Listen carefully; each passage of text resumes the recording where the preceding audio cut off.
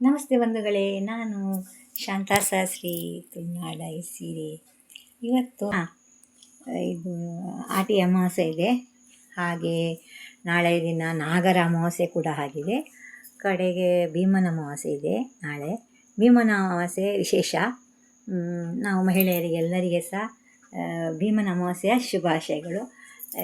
ನಾಳೆ ಏನೆಲ್ಲ ಮಾಡ್ಬೋದು, ಹೆಂಗೆ ಯಾರಿಗೆಲ್ಲ ಒಳ್ಳೆಯ ದಾಂಪತ್ಯ ಜೀವನ ಸರಿಯಾಗಿ ನಡಿಬೇಕು ಅಂತ ಹೇಳಿದರೆ, ನಾಳೆ ದಿವಸ ಗಂಡನ ಪೂಜೆ ಮಾಡಬೇಕು.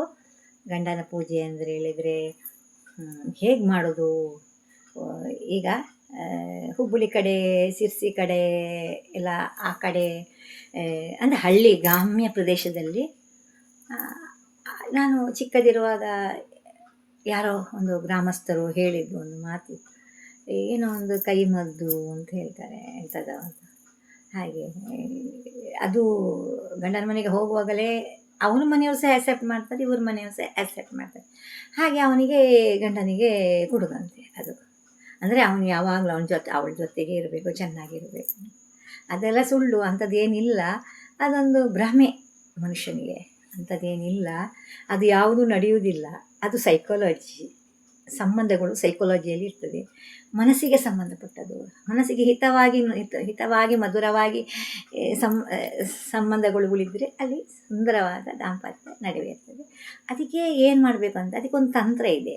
ಏನು ತಂತ್ರ ಅಂತ ಹೇಳಿದರೆ, ಅದು ಭೀಮನ ಅಮಾವಾಸ್ಯೆ ದಿವಸ ಆ ತಂತ್ರ ಮಾಡಬೇಕಾಗ್ತದೆ. ತಂತ್ರ ಅಂತ ಹೇಳಿದರೆ, ಗಂಡನಿಗೆ ಪಾದ ಪೂಜೆ ಮಾಡುವಂಥದ್ದು, ಗಂಡನ ಪಾದಗಳನ್ನು ತೊಳೆಯುವಂಥದ್ದು, ಅರಿಶಿನ ಕುಂಕುಮ ಹಚ್ಚುವಂಥದ್ದು, ಗಂಧ ಹಾಕುವಂಥದ್ದು. ಗಂಧ ಎಲ್ಲ ತೇದ ಹಾಕ್ತಾರೆ.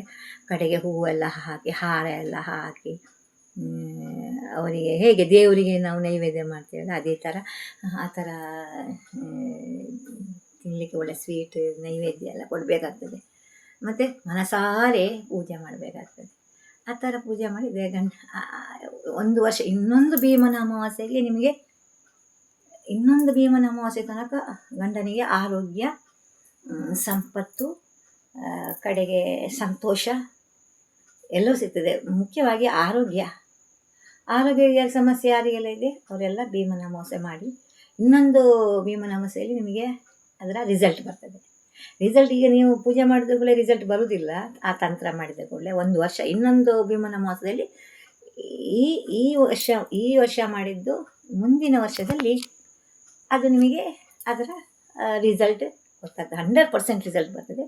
ಎಲ್ಲರೂ ಹೆಂಗಸರು, ಮದುವೆ ಆದ ಹೆಂಗಸರೆಲ್ಲ ಗಂಡನ ಪ್ರೀತಿಗಾಗಿ, ಒಂದು ಆರೋಗ್ಯಕ್ಕಾಗಿ, ಸಿರಿ ಸಂಪತ್ತು, ಆರೋಗ್ಯ, ಸಂತೋಷ ಎಲ್ಲ ಒಬ್ರಿಗೊಬ್ರು ಅರಿತು ನಡೆಯೋದು. ಸೈಕಾಲಜಿ ಕೂಡ ಅದರಲ್ಲೊಂದು ಸೈಕಾಲಜಿ ಇದೆ. ಗಂಡನ ಪ್ರೀತಿ ಹೆಚ್ಚಾಗ್ತದೆ. ಹೆಂಡತಿಗೆ ಸಹ ಅವನ ಬಗ್ಗೆ ಪೂಜೆ ಮಾಡಿದರೆ ಆ ಮನಸ್ಸಿನಲ್ಲಿ ಅದೊಂದು ಒಳ್ಳೆಯ ರೀತಿಯಲ್ಲಿ ಬಾಂಧವ್ಯ ಗಟ್ಟಿಯಾಗಿರ್ತದೆ.